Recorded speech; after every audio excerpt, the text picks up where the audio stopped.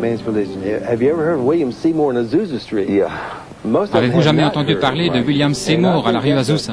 La plupart des gens n'en ont pas entendu parler. Je crois que le Seigneur savait ce qu'il faisait quand il a choisi Seymour et la rue Azusa, principalement parmi les Noirs, pour susciter l'un des plus grands réveils de l'histoire. Il y a maintenant environ 400 millions de pentecôtistes et charismatiques dans le monde, et comme je l'ai dit, tous remontent à la rue Azusa. La rue Azusa fut comme une mère qui enfante. Quand elle a donné naissance, la mère pourra peut-être mourir, mais elle a fait son travail historique. Et la rue Azusa a joué le rôle historique de donner naissance aux pentecôtistes dans le monde entier. J'ai été en Allemagne récemment. Partout en Europe et dans le monde, la littérature des premiers jours indique toujours la rue Azusa. On trouve cela partout. Ainsi, c'est ce qui a identifié ce mouvement pentecôtiste mondial. Je ne sais pas s'ils savaient que Seymour était noir, mais je pense qu'on peut affirmer, comme l'a fait Sidney Hellström de Yale, que Seymour est le plus important leader religieux noir dans l'histoire de l'Amérique. Et la rue Azusa est l'adresse la plus importante. Vous savez, les luthériens et la réforme ont la porte de Wittenberg, les méthodistes ont la rue Aldersgate. Je crois que la rue Azusa prendra sa place dans l'histoire de l'Église comme l'une des adresses les plus importantes de toute l'histoire chrétienne.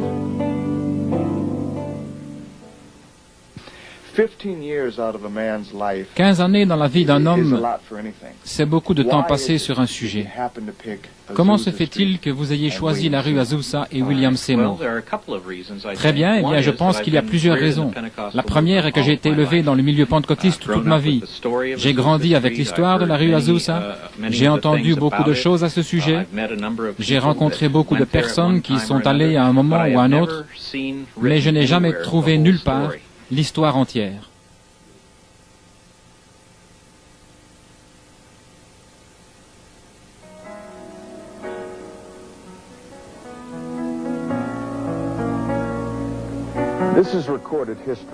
Ceci est l'histoire enregistrée pour tout le peuple de Dieu. Pendant l'heure qui va suivre, mettons de côté nos credos dénominationnels, nos traditions et nos barrières.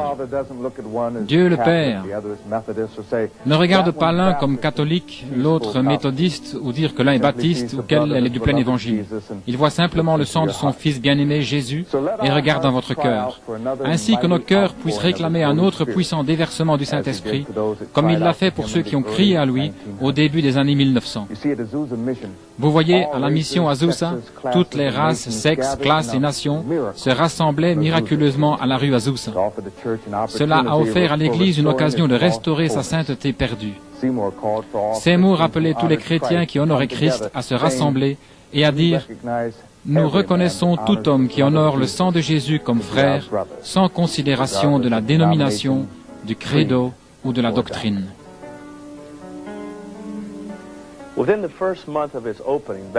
Depuis le premier mois dès l'ouverture, de vastes foules de gens de pratiquement toutes classes, nationalités et races se rassemblaient à la mission Azusa.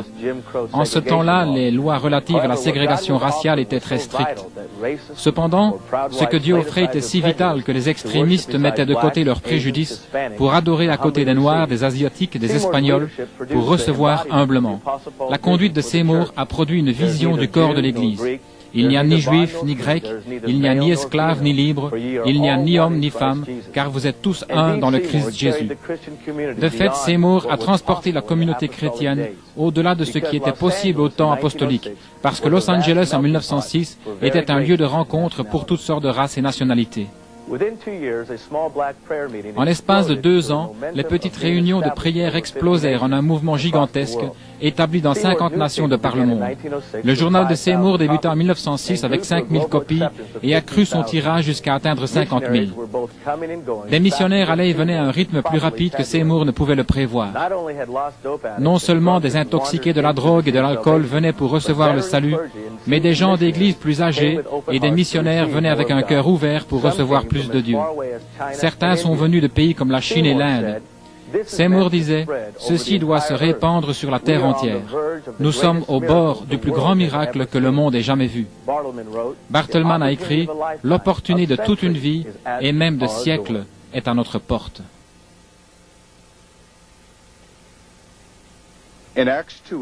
Dans Acte 2, il est écrit, « Le jour de la Pentecôte, ils étaient tous dans un même lieu. Tout à coup, il vint le bruit comme un vent impétueux, venu du ciel et remplit toute la maison où ils étaient assis. Ils virent comme des langues de feu se séparer et reposer sur chacun d'eux. Tous furent remplis du Saint-Esprit et commencèrent à parler en d'autres langues, comme l'Esprit le leur permettait. » Dans les années 1800, un puissant déversement du Saint-Esprit tomba en Russie. Un quart de siècle plus tard, le déversement tomba en Arménie. Un jeune homme sans instruction donna une prophétie sous la puissance du Saint-Esprit, avertissant que beaucoup de chrétiens seraient tués, à moins qu'ils ne fouillent en Amérique.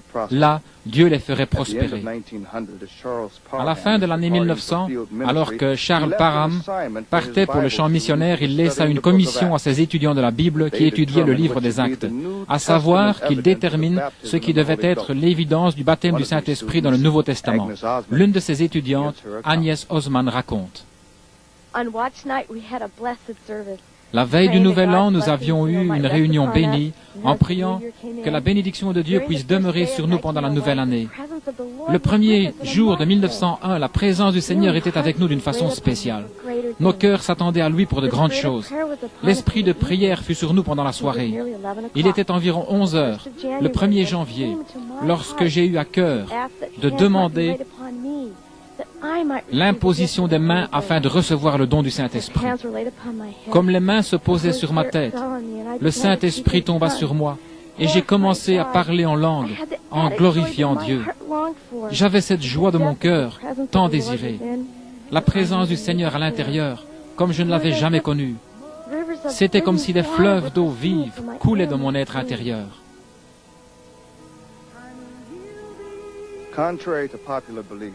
Contrairement à ce qu'on croit généralement, la première année du XXe siècle n'était pas 1900 mais 1901. L'année qui se termine par 0 est la dernière année du siècle.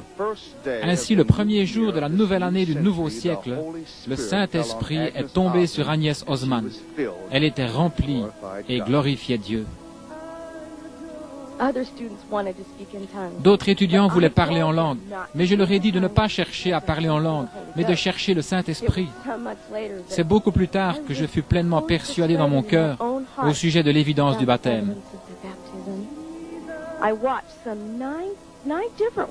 J'en ai observé 9 personnes différentes qui ont reçu le Saint-Esprit, en me disant à moi-même et devant Dieu, je vais voir s'ils parlent tous en langue.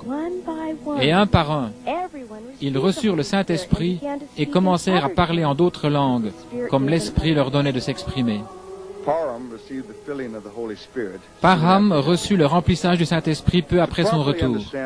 Pour comprendre clairement le déversement de la rue Azusa, qui se répandit aux États-Unis et autour du globe, nous devons d'abord rendre visite au réveil de Galles de 1904 à 1906.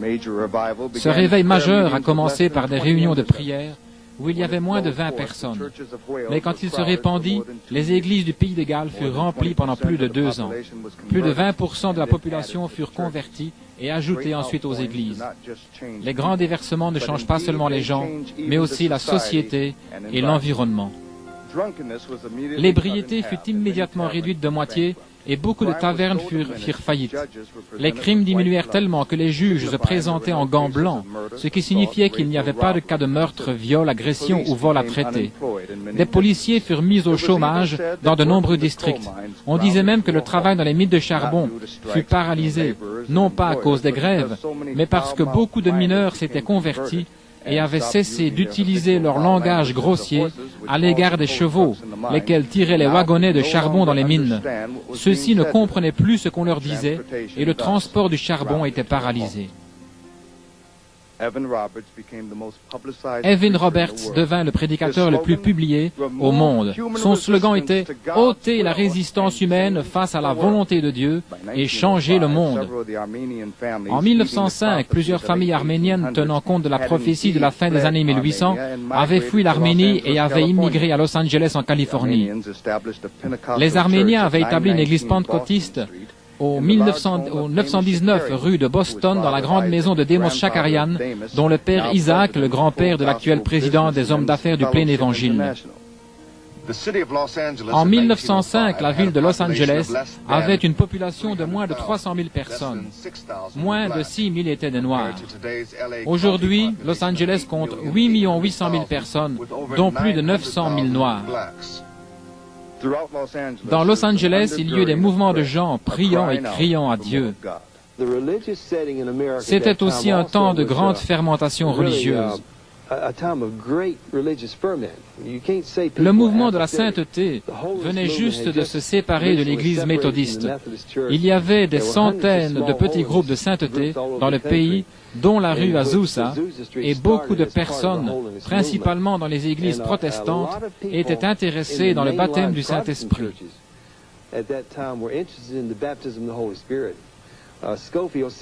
Scofield disait qu'on avait écrit plus de livres sur le Saint-Esprit dans les années 1890 que dans toute l'histoire précédente. L'endroit était fertile également pour ce qui allait être connu comme les nouveaux mouvements religieux. La science chrétienne faisait son apparition en Californie du Sud. Ce qui devint les témoins de Jéhovah était connu en ce temps-là comme l'aube du millénium, et faisait aussi son entrée en Californie du Sud en ce temps-là.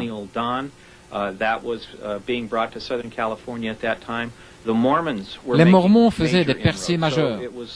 Ainsi, c'était une région où les groupes les plus sectaires se rencontraient. Un journal local prêtait régulièrement ses colonnes aux églises spirites, où on apprenait aux gens toutes sortes de choses. Il commença à réunir des réunions dites protractive meetings. Cela signifiait qu'ils se réunissaient à l'église chaque soir de la semaine, et cela pendant 16 semaines, et les réunions duraient parfois jusqu'à 1 ou 2 heures du matin, et parfois ils pouvaient faire le tour de l'horloge. Ils cherchaient Dieu pour un réveil, et une chose intéressante est qu'ils prêchaient que les dons de l'Esprit, y compris le parler en langue et la prophétie, et la guérison et les miracles, devaient être ramenés dans l'Église comme résultat d'un réveil de la dernière pluie, ce qu'ils espéraient ramener. Ainsi, il avait prêché dans 1 Corinthiens 12 et avait dit à son assemblée de s'attendre à ce que ce genre de phénomène arrive. C'est frappant et il est intéressant de constater que les réveils prennent place presque inévitablement parmi les classes inférieures et non parmi les classes supérieures. Cela part de la base vers le sommet, si vous voulez, dans le système des classes. Et je pense que la raison est parce que ces gens sont impuissants, qu'ils sont privés de la culture et des structures du pouvoir, et ils doivent vraiment se tourner vers Dieu pour leur subsistance quotidienne, parce que c'est la seule espérance qu'ils ont. Ce sont des gens poussés à bout. Et lorsque ce poussé à bout se transforme en une soif de Dieu, alors, tout à coup, Dieu agit en leur faveur et commence à faire des choses auxquelles ils n'avaient pas pensé. C'est précisément ce qui est arrivé avec le mouvement de la sainteté au XIXe siècle et jusqu'au réveil pentecôtiste du XXe siècle. Cela a commencé au fond, sur la rue, devant les magasins, cela a commencé dans les maisons, parmi les pauvres, les Noirs, les gens délaissés et sans instruction, et cela a remonté le système des classes sociales par le biais du témoignage, les gens parlant à leurs prochains et à leurs voisins. D'autres ne savaient pas maîtriser la faim qu'ils avaient. À cette époque, à Los Angeles, Julie Hudgens, une femme noire, et 8 autres familles étaient chassées de leur église pour avoir cru et affirmé les enseignements sur la sainteté. Finalement, ils débutèrent leur propre mission à 9 personnes à Santa Fe et rejoignirent l'association de la sainteté de la Californie du Sud dans la classe biblique de Seymour, Rose et Charles Parham. À cause des lois ségrégationnistes, Seymour ne pouvait s'asseoir à l'intérieur avec les autres étudiants blancs, mais il s'asseyait à l'extérieur, dans le hall, écoutant les enseignements de Parham. Il y a différents rapports quant au temps passé par Seymour à l'extérieur de la classe Parham. Certains disent quelques jours, d'autres disent des semaines, mais tous s'accordent pour dire que ça n'a pas été dépassé plus d'un mois. Seymour informe alors Parham de sa position reconnue de pasteur et part pour Los Angeles. Seymour prêche sur beaucoup de sujets chrétiens et quoiqu'il n'ait pas reçu lui-même le baptême du Saint-Esprit, il déclare qu'il devrait faire partie de l'expérience de chaque croyant, y compris le parler en langue comme l'Esprit en donne l'expression.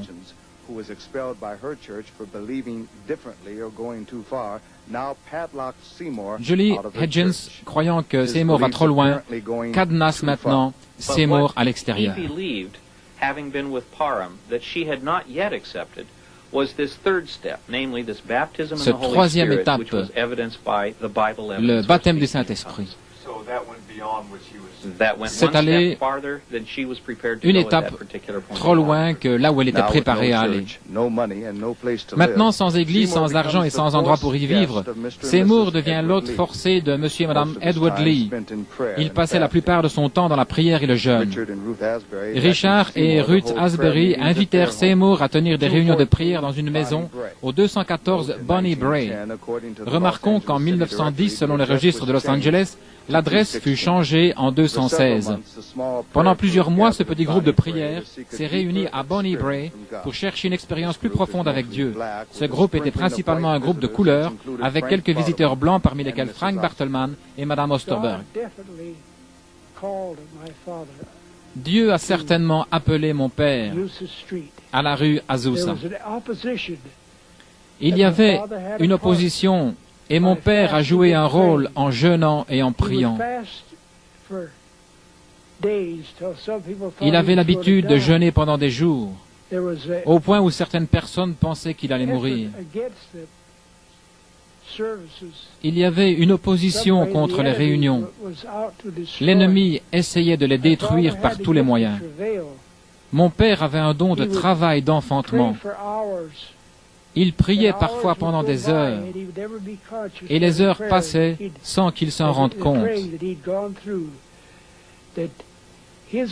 Dans sa vie, il a vu beaucoup de délivrances.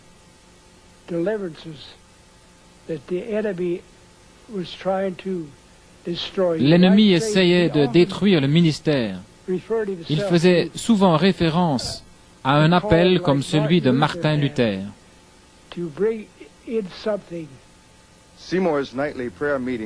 Les réunions de prière de Seymour continuèrent à s'amplifier par l'action du Saint-Esprit et ensuite elles semblèrent arriver à un palier.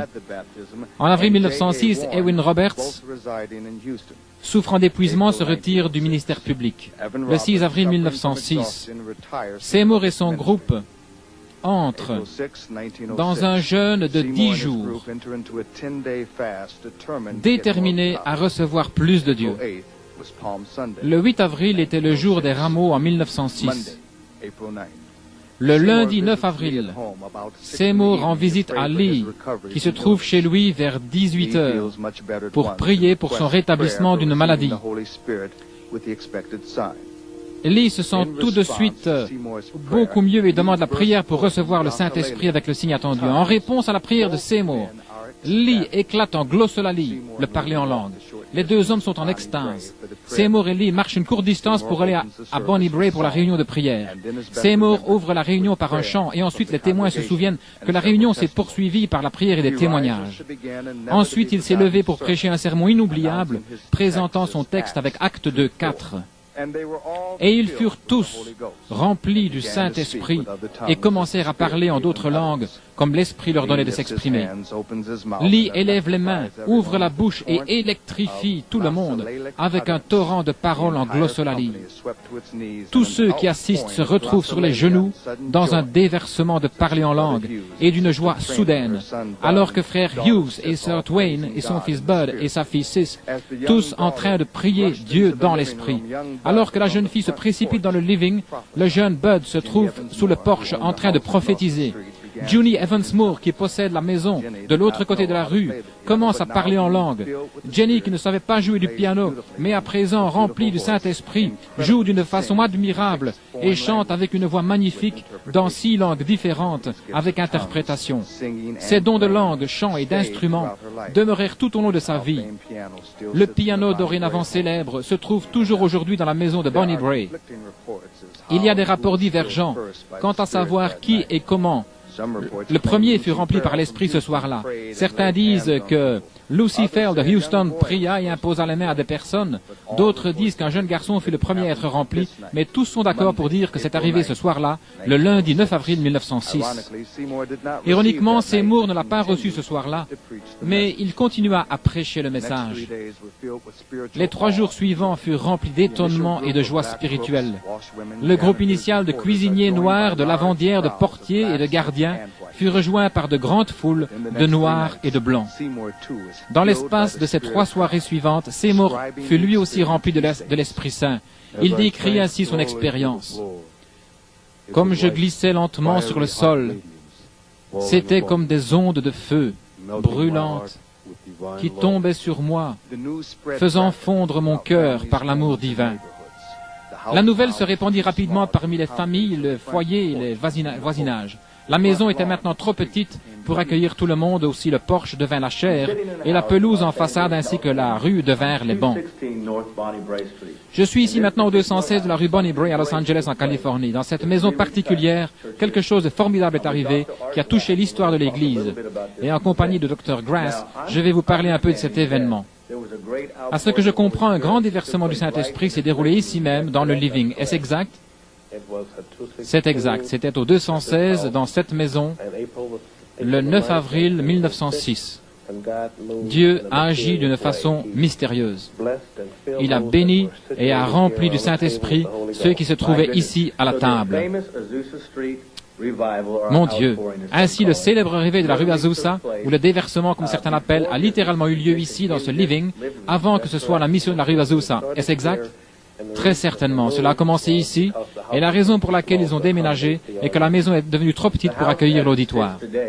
La maison telle qu'on la voit aujourd'hui est-elle semblable à ce qu'elle était en 1906? C'est pratiquement la même maison et le même environnement. Dans cette maison, ont-ils effectivement eu des réunions, ou étaient-ce des études bibliques ou des réunions de prière? Que se passait-il dans cette maison en 1906? J'ai demandé à frère Asbury et à son épouse. Ils ont suggéré qu'ils venaient ici et qu'ils priaient et jeûnaient. Et alors qu'ils étaient assis ici, ils commencèrent à prier et à jeûner. Et c'est alors que c'est arrivé. Ainsi, c'était une réunion de prière dans une maison ordinaire. Ainsi, ce n'était pas une église ou une cathédrale. Ainsi, nous voyons encore une fois Dieu utiliser une situation ordinaire pour faire des choses extraordinaires. Comment avez-vous été impliqué? À ce que je comprends, alors que cette maison devait disparaître, vous vous êtes senti concerné et vous avez aidé à sauver ce lieu historique. Nous n'étions pas certains quant au fait s'ils savaient que nous avions l'intention de faire. Nous avons découvert qu'ils avaient l'intention de démolir la maison et de construire un ensemble d'appartements. Cela me paraît étonnant parce que lorsque nous parlons de l'histoire de l'Église, vous pourriez penser que plus de chrétiens auraient eu la compréhension de ce qui s'est réellement passé ici et que ceci fait partie de notre héritage. Quand vous pensez que vous pouvez aller à un endroit comme Memphis au Tennessee et que là ils ont un mémorial à Elvis Presley, mais ici nous parlons de milliers de gens qui ont été changés par ce qui est arrivé dans ce living. C'est vrai. C'est extraordinaire. Maintenant, y a-t-il beaucoup de gens qui viennent visiter cet endroit aujourd'hui pour découvrir ce qui s'est passé? Oh oui, il y a des milliers de gens qui viennent encore ici, en bus et en voiture, chaque mois, et ceci toute l'année. Même avant que nous ayons acheté le bâtiment, ce que nous avons fait bien sûr, nous ne savions pas que cette maison était reconnue par autant de personnes. Mais il y a beaucoup d'écoles dans les environs, spécialement les écoles d'enseignement religieux, qui envoient leurs étudiants pour voir le bâtiment, et ils en ressortent. Certains vont sur le côté et prient.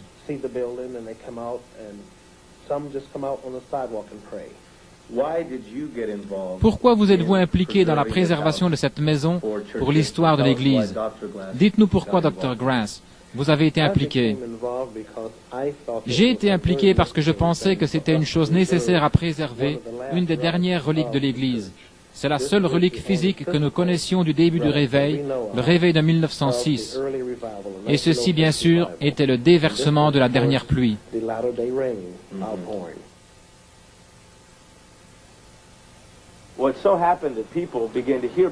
Ce qui s'est passé, c'est que les gens ont commencé à entendre parler de ceci partout dans Los Angeles, et ils ont commencé à venir dans cette petite maison, et ils se réunissaient dans le living.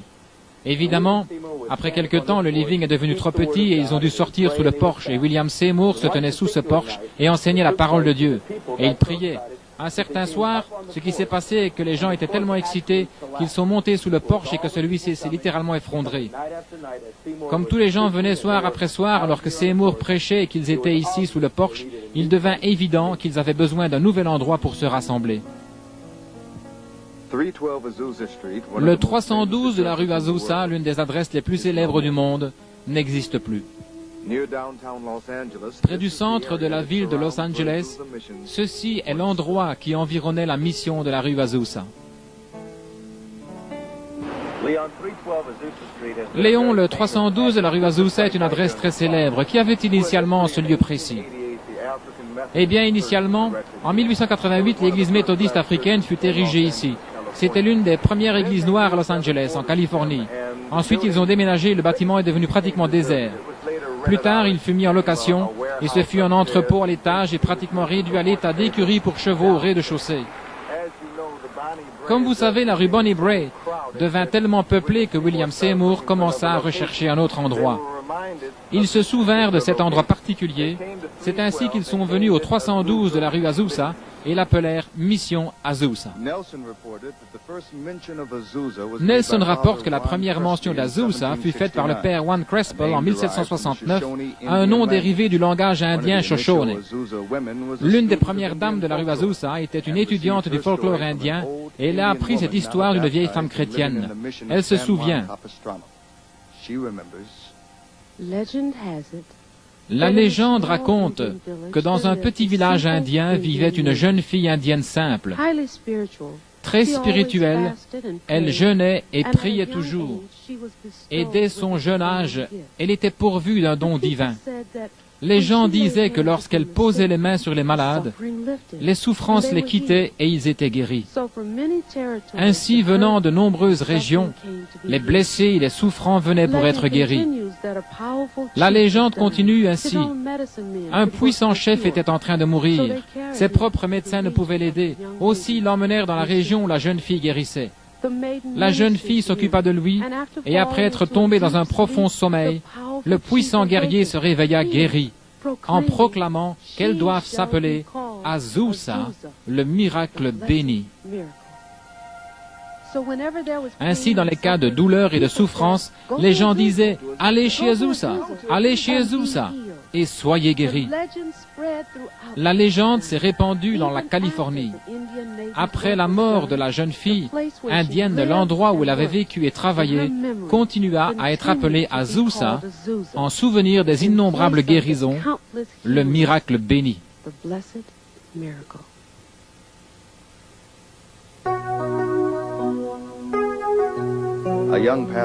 Un jeune pasteur, Arthur Osterberg, qui devint plus tard superintendant des Assemblées de Dieu, était en ce temps-là directeur de la compagnie de construction McNeil.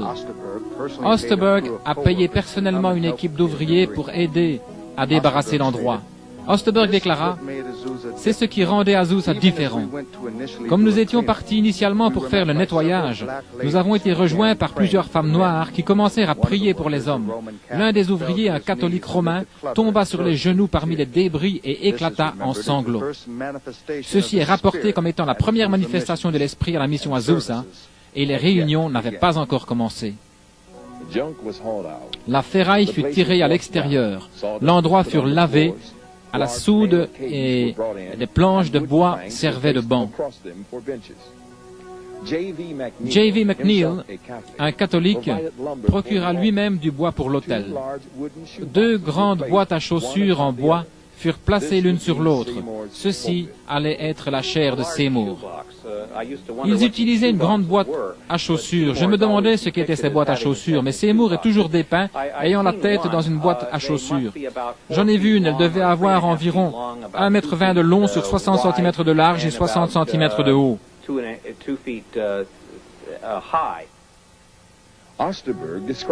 Osterberg a décrit ainsi la mission. La salle de la rue Azusa mesurait 18 mètres sur 12, 210 mètres carrés. Osterberg estimait à 800 le nombre de personnes à l'intérieur, avant les règlements incendies, ce qui laissait un quart de mètre carré par personne. Ce n'est pas une estimation déraisonnable car les gens s'entassaient dans le moindre espace disponible. Le maigre ameublement était groupé ensemble. Beaucoup de gens se tenaient debout pendant toute la durée des réunions. Les fenêtres et les portes étaient fermées. Des ampoules nues étaient suspendues au plafond. Derrière le bâtiment se trouvait un petit abri. Quelques grands arbres du côté est fournissaient de l'ombre. Une terrasse de bois entourait le bâtiment et protégeait de la poussière des rues. À l'étage, il y avait une grande pièce, la chambre haute. Elle était meublée de chaises et de planches de bois rouge soutenues par des chaises sans dossier utilisées pour la prière. Un panneau indiquait « En haut, ni parole, ni murmure ». La mission à Sousa ne prenait pas d'offrande habituelle pendant les réunions. À la place, de grandes boîtes en fer blanc étaient clouées au mur. On pouvait y lire « Régler la question avec le Seigneur ». Les gens y mettaient des offrandes selon qu'ils étaient conduits. L'argent était ainsi rapidement récolté pour ceux qui étaient dans le besoin. On disait que Seymour donnait de l'argent à quiconque était dans le besoin. Quand Bob Relman est parti pour son tour missionnaire, seul Azusa, parmi toutes les missions de Los Angeles, lui a donné une offrande. Il y avait plusieurs chambres à l'étage. Seymour et 12 collaborateurs à temps plein avaient fait leur demeure à l'étage supérieur. Il y avait des planches en bois dur pour s'asseoir, si vous aviez assez de chance pour trouver une place assise. De 6 à 800 personnes se pressaient à l'intérieur, avec par moments 400 autres qui se pressaient à l'extérieur à chaque porte et fenêtre. Inutile de le mentionner, il n'y avait pas d'air conditionné, et la plupart ne portaient pas de déodorant. Le soleil de 1906 était particulièrement chaud. À l'intérieur de la mission Azusa, la température était suffocante, et en plus il y avait des mouches. Les œufs de mouches déposés dans les anciens débris continuaient à éclore. Au rez-de-chaussée, il y avait eu des chevaux et beaucoup de bric-à-brac. C'était un endroit assez sale. En fait, l'un des journalistes qui avait visité la mission de la rue Azusa disait que les chevaux avaient à peine été séparés des mouches. La mission de la rue Azusa était connue pour ses mouches au milieu de cet été de 1906. C'était quelqu'un d'aimable et je me souviens avoir entendu qu'un soir 2 personnes étaient couchées sur le sol, louant le Seigneur, et une chose dont je me souviens est que Seymour venait chasser les mouches afin qu'ils puissent avoir un peu de paix sans être recouverts de mouches dans cette chaude atmosphère, là, dans la rue Azusa. Le plafond était bas et un reporter disait que vous deviez mettre la tête sous les bancs pour avoir un peu d'air frais. Vous pouvez imaginer l'été 1906 sans déodorant et ainsi de suite. Vous devinez qu'il y avait vraiment un problème. Seymour avait conçu une disposition de siège inhabituelle. Il avait placé la chaire au milieu de la pièce avec l'autel devant servant comme banc pour les gens qui répondaient à l'invitation. Les bancs formaient un cercle entourant la chaire et l'autel, le tout sur un même niveau. Ceci dépeignait la vision de Seymour sur l'unité et l'égalité. Nelson rapporte, « Les adorateurs se rassemblaient d'une nouvelle manière, complètement égaux dans la maison de Dieu. Le corps de Christ n'étant pas un ensemble d'individus se regardant les uns les autres dans le dos, tournés vers le clergé ou le cœur, mais un tout au service les uns des autres. » L'une des choses significatives au sujet de ce réveil de Pentecôte au tournant du siècle était que chaque personne était un participant potentiel. Il y a des rapports au sujet de la rue Azusa où les journalistes disaient « Si vous aviez un verset, des Écritures à donner, vous vous leviez et vous le donniez. Ou si vous aviez un témoignage de ce que Dieu avait fait dans votre vie ce jour-là, vous vous leviez et vous disiez ce que Dieu avait fait dans votre vie. » Ainsi, chaque personne avait l'occasion de participer et ils y étaient encouragés. Non pas seulement quand ils se rassemblaient, mais en racontant leur histoire à leurs voisins par-dessus la clôture du jardin, ou parler aux garagistes, ou aux gens au travail. Ainsi, cela devint un mouvement qui partait depuis les racines de l'herbe. Cette ligne d'ensemencement non conventionnelle révélait la conviction de Seymour qui transpirait à la rue Azusa. C'était quelque chose de différent, d'unique et de révolutionnaire. Jésus était trop grand pour les synagogues. Il prêchait à l'extérieur, car il n'y avait pas de place pour lui à l'intérieur. Ce mouvement pentecôtiste est trop grand pour être confiné dans une dénomination ou une secte. Il doit agir à l'extérieur, attirant tout le monde dans un faisceau d'amour, une Église, un seul corps de Christ. Harper a dépeint ainsi la mission Azusa. C'était dans cette simple construction que quelques-uns ont allumé un mouvement international qui allait faire le tour du globe, et 5 ans plus tard allait même pénétrer les cercles sophistiqués des épiscopaliens et des autres églises. La situation de Bonnie Bray était dans un beau voisinage tranquille de gens de classe moyenne. Cependant, la situation d'Azusa était dans une partie de la ville considérée comme indésirable, sans considération de la race à laquelle vous apparteniez. Malgré tout, les gens affluaient. Les gens ont décrit le phénomène comme celui-ci. La nouvelle s'est répandue au loin que Los Angeles est en train d'être visité avec un vent impétueux du ciel. Y trouvait-on les conditions estimées nécessaires pour un réveil? Il n'y avait pas de chœur, mais plusieurs disaient avoir entendu des orchestres d'anges chantant dans l'esprit. Et il y a des chants tellement inspirés du Saint-Esprit. And there is a heavenly singing that is inspired by the Holy Ghost. No collections are taken there. Là, on ne fait pas de collecte. No bills have been posted. Aucune affiche n'est collée pour annoncer les réunions. No church organization Aucune is église back of it. n'en est le sponsor. You find a two-story Tout ce que vous avez, c'est un whitewashed vieux bâtiment de old 2 étages blanchi à la building. You chaux. would hardly expect having Vous auriez de la peine à visitation imaginer there, une visitation là, unless à moins you remember the que vous vous table rappeliez of l'étable de Bethléem. Man would have chosen palaces or Les hommes auraient choisi un palace ou une cathédrale multimillionnaire, mais c'était ici, et avec ces gens-là, que Dieu a choisi de manifester sa puissance. Un reporter du Los Angeles Times s'est rendu à la rue Azusa le mardi 17 avril 1906. Le lendemain, le journal faisait état d'un rapport sensationnel, disant que même pour Los Angeles, foyer d'innombrables credos, la nouvelle secte avait fait des déclarations étonnantes. Un rabbin bien connu, qui était présent, déclarait avoir été miraculeusement guéri et accueilli dans le groupe. L'article se terminait en citant une prophétie qui annonçait une affreuse destruction pour la ville si ses citoyens ne se tournaient pas vers Dieu. L'article est paru sur la première page, section 2, le mercredi 18 avril 1906, le jour du grand tremblement de terre de San Francisco, l'un des plus graves de toute l'histoire.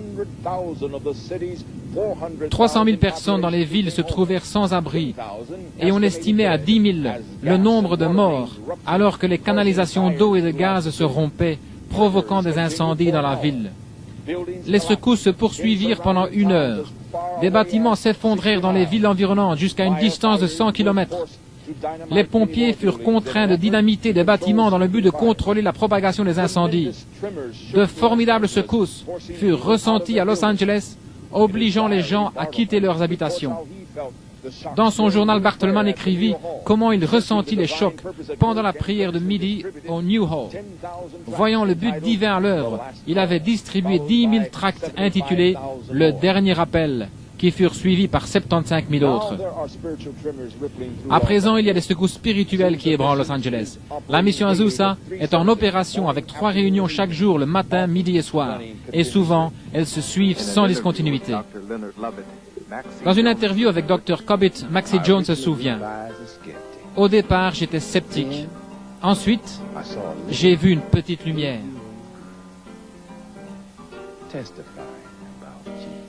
Témoigner de Jésus.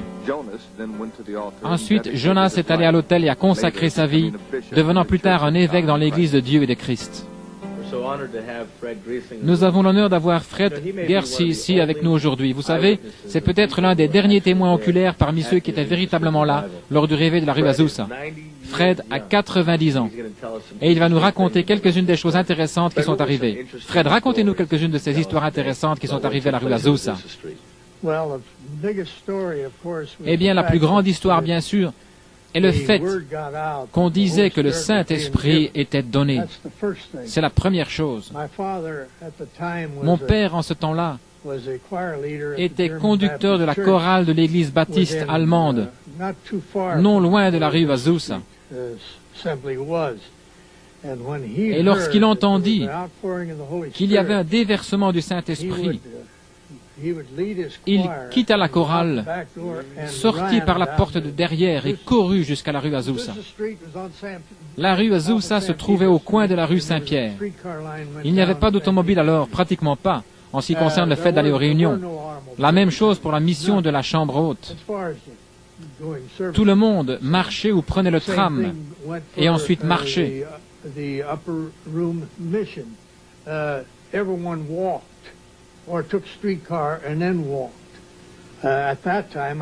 En ce temps-là, j'avais 7 ans, comme nous le présumons, car mon frère et moi, nous en avons parlé pendant des années, à savoir quel âge nous avions, car tous deux nous étions allés à la rue Saint-Pierre à 9 ans, et nous avons tous deux commencé lors du tremblement de terre de San Francisco en 1906. Les gens recherchaient le Seigneur et allaient directement à l'autel et commençaient à prier. En haut se trouvait la chambre d'attente. Beaucoup restaient là dans l'attente du Saint-Esprit. Mais beaucoup étaient remplis alors qu'ils étaient simplement assis en bas.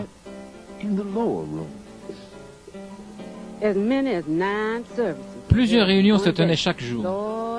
Les réunions se prolongèrent jour et nuit.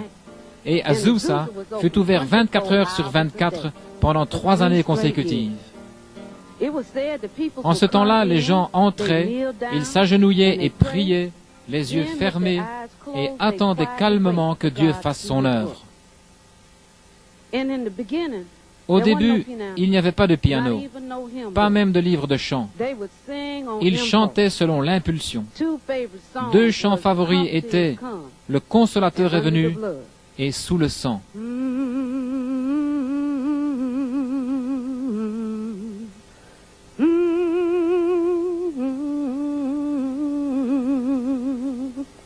Il y avait des chants spontanés dans l'esprit, comme si on chantait tout à coup dans le cœur céleste, et cela envoyait des ondes de la présence de Dieu partout dans la salle. Habituellement, Seymour était assis, la tête courbée, dans la chair faite de caisses à chaussures, permettant à l'Esprit de Dieu de diriger les réunions. Seuls prêchaient ceux qui se savaient oints avec le message pour ce soir-là. On disait que les interprétations et les messages étaient donnés avec une telle puissance que c'était comme si Dieu lui-même parlait. Un soir, alors que Demos Shakarian et plusieurs amis arméniens descendaient la rue, ils entendirent les sons familiers des adorateurs à la rue Azusa, qui criaient, chantaient et priaient, comme dans leurs anciennes réunions arméniennes. Les Arméniens répandirent joyeusement la nouvelle que Dieu agissait maintenant en Amérique, comme il l'avait fait en Arménie, en Russie, et bien sûr avec les pères de l'Église primitive. En l'espace de 30 jours, il y eut un afflux considérable de gens de presque toute race, nationalité et classe sociale sur terre vers la congrégation de Seymour. Une grande foule venait le dimanche et les réunions commençaient à 7 heures du matin jusqu'à minuit ou plus tard. Nelson rapporte, le miracle de la rue Azusa était que les considérations raciales disparurent. Les Blancs commencèrent à dépasser en nombre les Noirs. Ils mirent leur fierté de côté. La plupart des gens de l'Église du Nouveau Testament de Joseph Mills quittèrent pour Azusa. A.G. Garn et Arthur Osterberg vinrent avec leurs assemblées entières à Azusa. Pour beaucoup, le bâtiment de la mission Azusa, en forme de vieille grange, faisait penser à l'étable de Bethléem.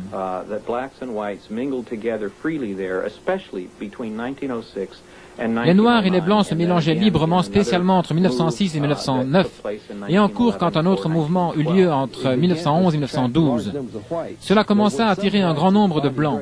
Il y avait quelques Blancs dans les réunions de la maison de la rue Bunny Bray. Mais quand le mouvement fut connu à l'étranger, il devint célèbre au point où il y avait plus de Blancs que de Noirs à la rue Azusa. Il y eut une longue période peut-être quelques années où la majorité était blanche. Il me semble que les premiers à avoir parlé en langue et à avoir causé la sensation étaient des Noirs. Quand je lis le LA Times et que je lis les rapports, c'était toujours des femmes noires, des hommes noirs qui parlaient en langue. Mais les Blancs étaient extrêmement intéressés. Et ce n'étaient pas seulement les pauvres, mais des théologiens sont venus et beaucoup étaient rebutés. Mais il y avait aussi des gens instruits qui acceptèrent la Pentecôte. Et la chose étonnante était qu'ils demandent à des Noirs de leur imposer les mains, ce qui était impensable à l'époque.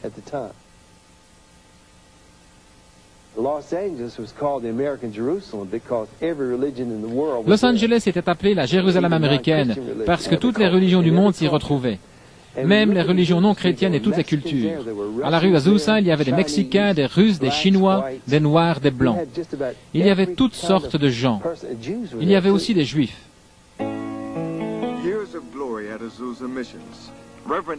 Les années de gloire à la rue Azusa. Le révérend A.G. Gunn et un groupe de 5 furent les premiers missionnaires à partir pour l'Inde et la Chine.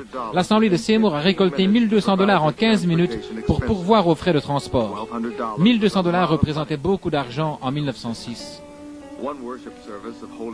Le service de Sainte Seine et du lavage des pieds était composé de 20 nationalités et durait jusqu'à l'aube. Seymour a commencé à publier le journal La Foi apostolique, qui a tout de suite commencé à circuler autour du monde avec un tirage de 50 000 exemplaires par numéro. Les journaux se passaient souvent de la main à la main jusqu'à ce qu'ils soient usés. Les rapports et les journaux atteignirent l'Inde, suscitant un grand intérêt et commençant le mouvement là-bas. Des gens intéressés commencèrent à arriver à la rue Azusa de tous les USA et même d'aussi loin que la Chine. Des volontaires attendaient l'arrivée des trains. Des vieux pasteurs et des missionnaires dirent qu'ils avaient trouvé le désir de leur cœur. Thomas Bob Baird, pasteur méthodiste de Norvège, rejoint le mouvement à New York City lors d'une réunion tenue par des missionnaires d'Azusa en route pour l'Afrique. Baird retourne en Europe et commence un ministère pentecôtiste de grande influence. Le vicaire anglican A.A. Baldley accueille le nouveau message de Baird et décrit le mouvement comme surpassant le réveil de Galles, et il aura une influence qui atteindra les extrémités de l'Empire britannique. De janvier à novembre, l'année 1907 amène des difficultés économiques aux USA. Les cours de la bourse de New York s'effondrent, l'indice des valeurs industrielles Dow Jones chute de 45%. Cependant, le travail entrepris par Seymour est en pleine croissance. La mission se transforme en association, élit des administrateurs et achète la propriété pour $15 000 en pièces d'or en versant $4 000 cash comme acompte. William H. Durham de Chicago visite la mission. Il appelle Seymour le leader du mouvement après Dieu, l'homme le plus faible que j'ai jamais rencontré. Il marche et il parle avec Dieu. Sa puissance est dans sa faiblesse. Il semble être entièrement dépendant de Dieu. Et il a la simplicité de cœur d'un petit enfant.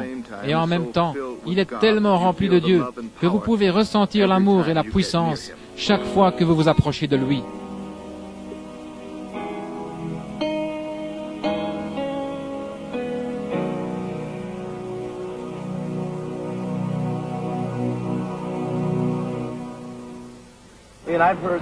J'ai entendu dire que des gens sont venus pratiquement du monde entier à la rue Azusa.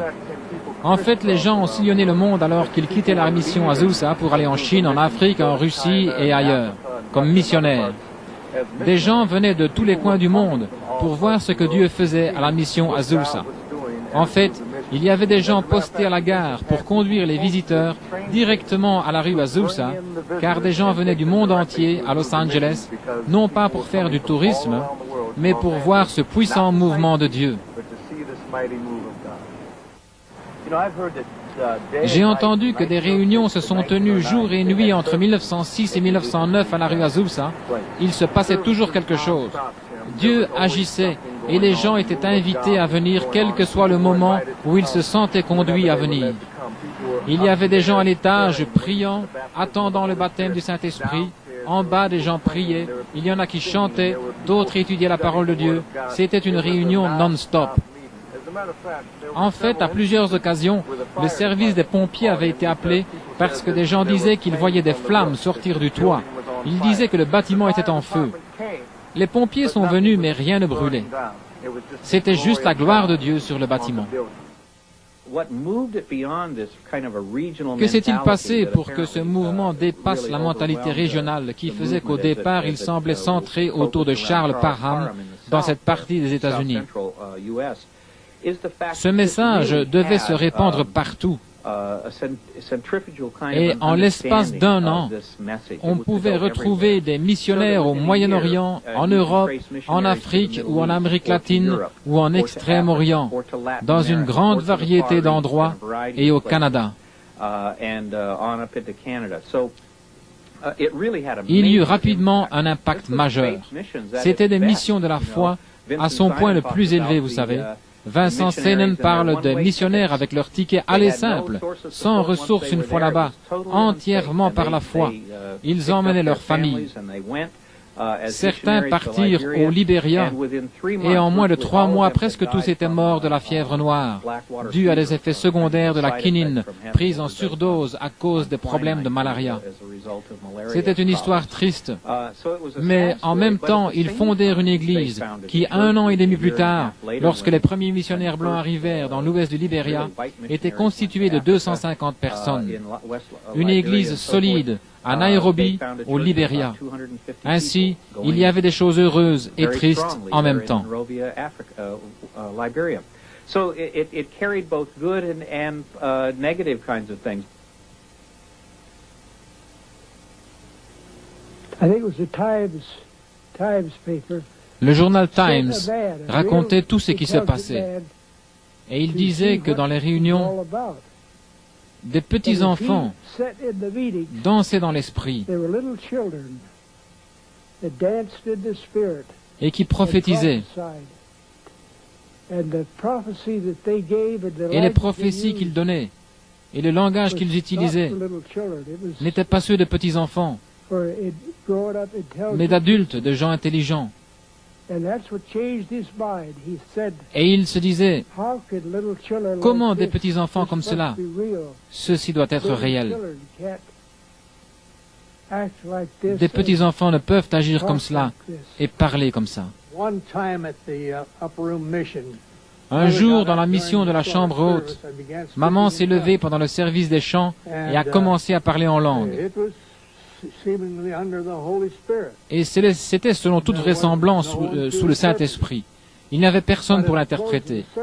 Mais à la fin de la réunion, un homme est venu et a demandé à Frère Stunt, où cette dame a-t-elle appris ce dialecte? Et il a dit, eh bien, elle ne l'a pas appris. C'était sous l'influence du Saint-Esprit.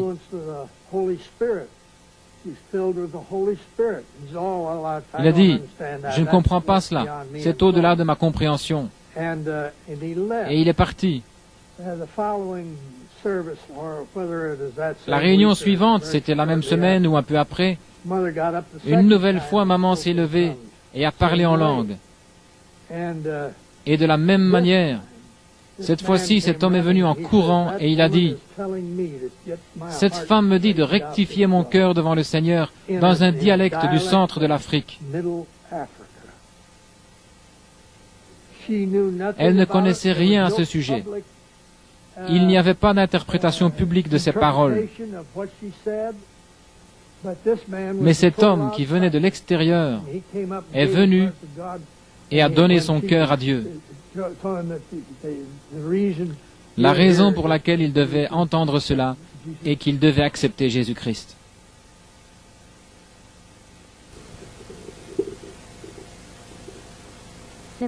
Un soir, 6 femmes commencèrent à chanter dans l'esprit. C'était extraordinaire. Je n'avais jamais entendu chanter comme cela. On aurait dit des anges. Ils ne pouvaient pas renier les chants parce que les chants étaient magnifiques. Des chants dans le Saint-Esprit. Les réunions se succédaient soir après soir avec une salle comble. Des pécheurs franchissaient la porte, entraient et étaient sauvés. Le feu de Dieu est descendu sur moi depuis le sommet de ma tête jusqu'à l'extrémité de mes orteils.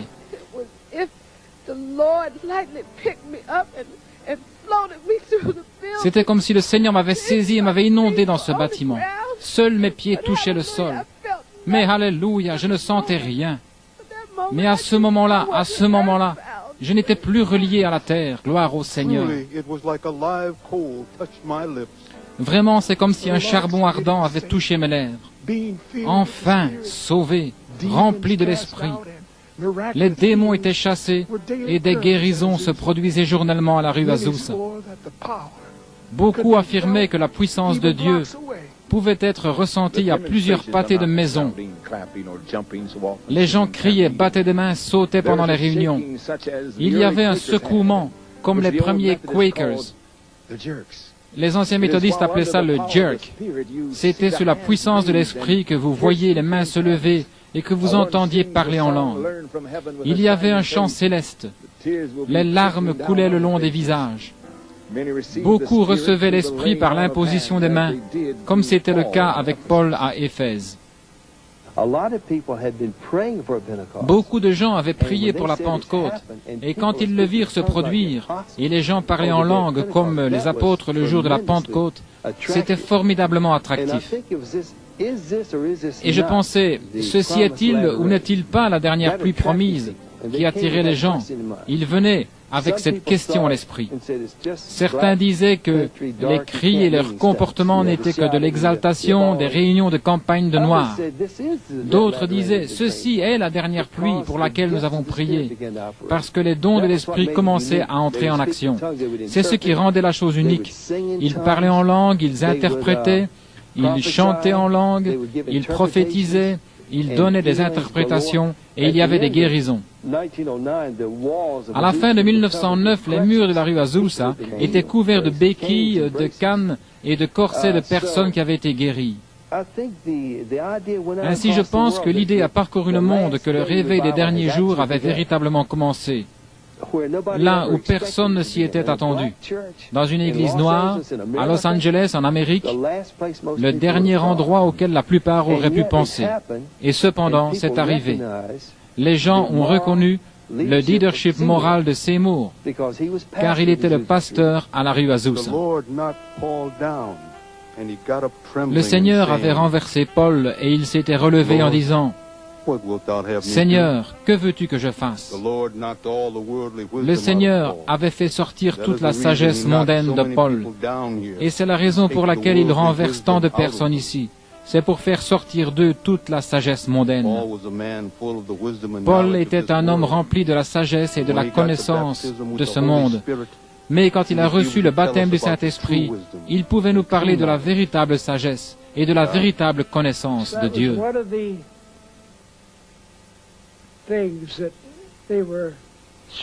L'une des choses qu'ils désiraient ardemment était la sainteté, se rapprocher de Dieu et plaire à Dieu dans leur vie, dans tout ce qu'ils disaient et faisaient. C'était l'une des choses qui a permis à la rue Azusa de progresser et à Dieu de pouvoir les utiliser. Pensez-vous que les gens parlaient plus de la sainteté en ce temps-là qu'ils ne le font aujourd'hui? Oh oui, oh oui. Ils vivaient différemment. Ils avaient peur de mal agir, peur de déplaire à Dieu. Et ils étaient très attentifs à ce que Dieu désirait qu'ils fassent. Comment Dieu voulait qu'ils vivent, comment il voulait qu'ils agissent et qu'ils parlent. Je sais comment sont les églises aujourd'hui. J'ai été dans beaucoup et pendant longtemps. Et tout leur formalisme m'a pas mal déçu. On lit un psaume, et ensuite il y a une prière, et ensuite il y a l'offrande, puis un chant spécial, le chœur, alors il y a un message, et puis une invitation, et ça fait 1h15 minutes. De quoi pensez-vous que nous manquons aujourd'hui et qu'ils avaient à ce moment-là? Oh, je ne sais pas, jeune homme. Je ne suis pas aussi heureux que dans les bons vieux jours, parce que nous étions conduits par l'Esprit de Dieu. Et c'est ainsi avec un Fils de Dieu. Et je vous le dis, il y a trop de formalisme de nos jours. Et ça ne m'a pas fait du bien du tout.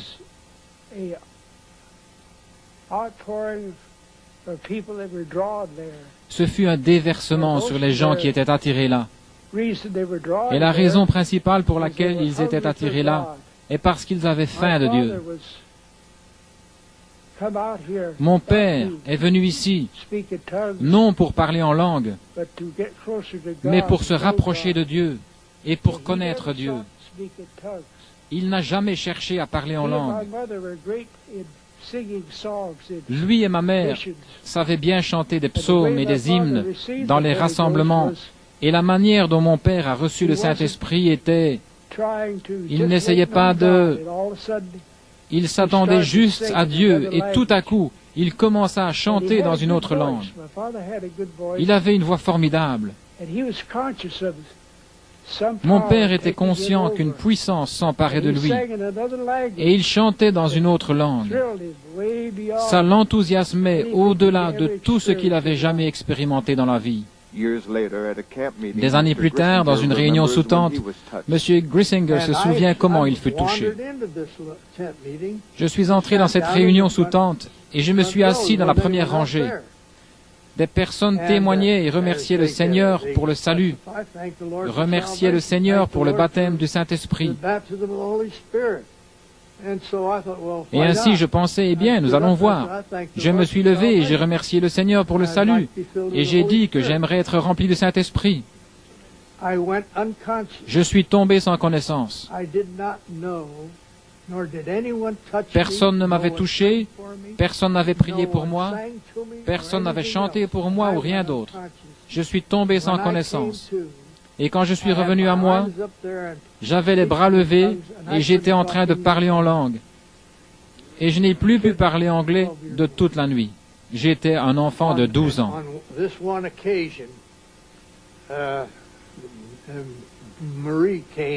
Un jour, Marie est venue et elle a dit aux gens qu'elle était malade.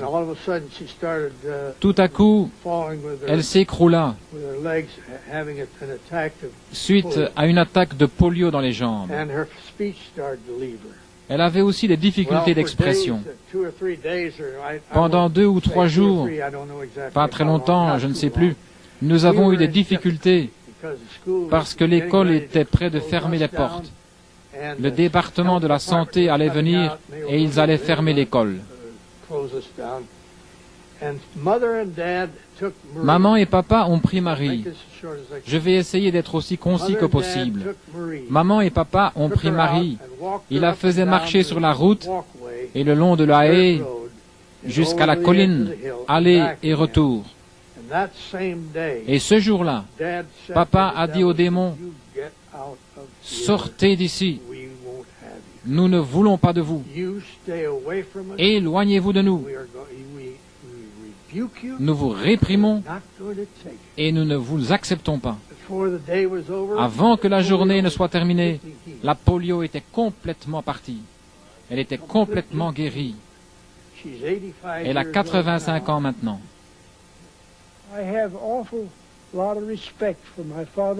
J'ai énormément de respect pour la vie de prière de mon père. Il priait pendant des heures dans un travail d'enfantement. Ce travail n'était pas quelque chose de fabriqué. L'Esprit venait sur lui. Et je l'ai expérimenté moi-même quand j'ai été sauvé. J'ai demandé à Dieu de me donner le travail d'âme. Et je priais pour des gens qui étaient perdus, sans Dieu. Et la puissance venait sur moi. Et je criais à Dieu. Je tombais sur les genoux. Et je n'avais pas de relâche jusqu'à ce que j'ai prié jusqu'à l'exaucement pour cette personne. Il y a un monde d'esprits mauvais que nous combattons. Et là, où dans l'Ancien Testament, ils combattaient avec des épées, dans ce monde-ci, nous combattons l'ennemi par la prière.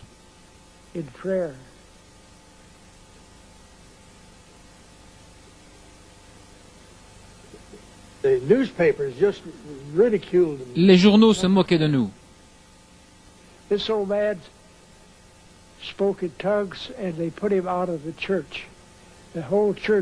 C'était quelque chose de terrible. Toutes les églises en général étaient opposées au déversement. On les appelait de toutes sortes de noms. Holy Rollers, Holy Jumpers, Tangle Tongers, autrement dit les saints qui se roulent par terre, les saints sauteurs et les langues emmêlées, et ils en arrivèrent finalement au mouvement des langues, ce qui est probablement une moquerie également. Mais si vous observez ce qui s'est passé à la rue Azusa, vous verrez qu'il s'est passé beaucoup de choses au sujet desquelles la plupart des églises pentecôtistes diraient aujourd'hui, eh bien, qu'est-ce que c'est ça? Des enfants étaient souvent laissés à eux-mêmes, à l'extérieur, pendant que les parents étaient à l'intérieur. Et bien sûr, le ministère de la Santé leur tombait sur le dos à cause du manque de surveillance des enfants. Certaines personnes se plaignaient du bruit. Ils disaient qu'ils pouvaient entendre des cris et des hurlements jusqu'à une distance de 3 blocs de maison et qu'ils témoigneraient en justice à cet effet. Beaucoup étaient harassés par la police locale ou par les autres citoyens. J'ai des coupures de journaux faisant état d'au moins 9 personnes qui furent envoyées soit vers une institution psychiatrique ou en prison ou dans un hôpital pour dérangés mentaux, rien que parce qu'ils avaient parlé en langue et qu'ils faisaient partie de ce mouvement pentecôtiste bourgeonnant ici à Los Angeles. Des plaintes ont été déposées contre la mission de la rue Azusa à cause du désordre public. On peut lire le rapport suivant. La police surveille les abords et les entreprises voisines, mais il ne donne pas suite aux plaintes et les réunions de la rue Azusa continuent.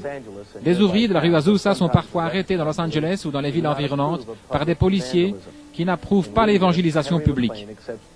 Un chrétien préfère même supporter 30 jours de prison plutôt que de quitter la ville, continuant joyeusement son ministère parmi ses compagnons de captivité. Une chose intéressante au sujet de tout ceci en était la nouveauté. Nulle part dans l'histoire, dans le mouvement de la sainteté, dans l'église méthodiste ou dans quelque autre église des principales tendances, on ne voyait de tels phénomènes. Il n'y avait pas de maître, pas de docteur, mais ils apprenaient par l'expérience et ils confrontaient leur expérience avec la parole de Dieu. En fait, l'une des choses qu'ils apprenaient était que dans le pentecôtisme primitif, il y avait l'idée que si Dieu accordait le don des langages, cette langue n'était pas seulement quelque chose de verbal ou d'oral, mais aussi quelque chose qu'ils pouvaient écrire. Ainsi, il y eut des expériences où ils priaient que Dieu leur donne le don d'écrire en langue, et ils priaient aussi pour avoir l'interprétation, afin de pouvoir écrire en même temps. Il y eut ainsi toutes sortes de graffitis qui étaient interprétés par quelqu'un dans l'Assemblée. On trouve référence de ceci déjà en 1901 dans des journaux au temps de Parham à Topeka au Kansas. On retrouve des articles à ce sujet dans le Los Angeles Times.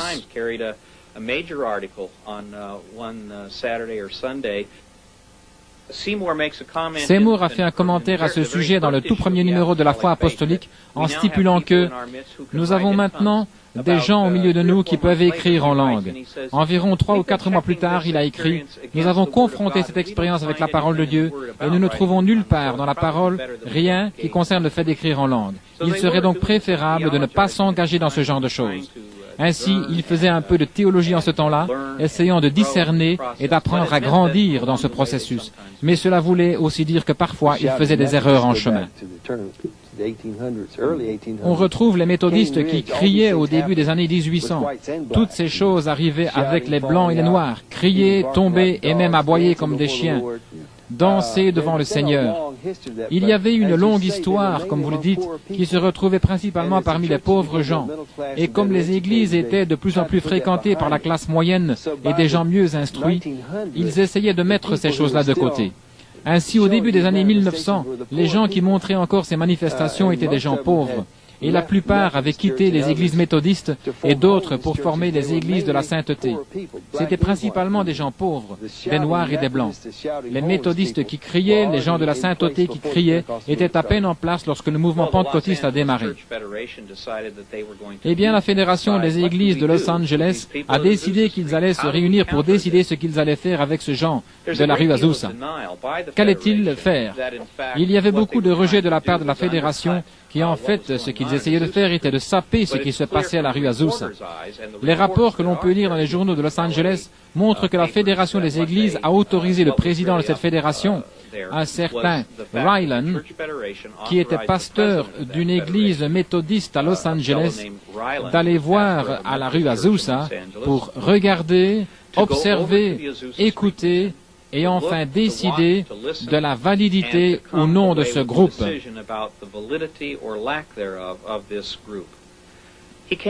Il est revenu avec deux constatations très importantes. L'une était que ces gens étaient empreints de beaucoup de fanatisme, ce qui pouvait potentiellement être dangereux ou à tout le moins conduire dans des comportements de folie. D'autre part, ce qu'il pensait est qu'ils étaient tellement actifs dans l'évangélisation et le fait de porter l'évangile aux gens de la ville, et il a donc fait part à la Fédération des Églises qu'ils pourraient profiter d'une telle situation, et ils en sont donc ressortis avec un plan en 4 points. Le premier point est qu'ils désiraient que toutes les personnes des églises principales qui étaient membres de cette fédération se mettent d'accord pour mettre à part un temps spécial dans leur vie de prière afin de prier pour l'évangélisation de la ville. Et ils ont obtenu que des gens s'engagent à devenir membres de ce lien de prière, ceux qui allaient faire cela. Et ils étaient commissionnés de prier chaque jour pour l'évangélisation de Los Angeles. Et en particulier, afin que la police autorise les réunions de rue.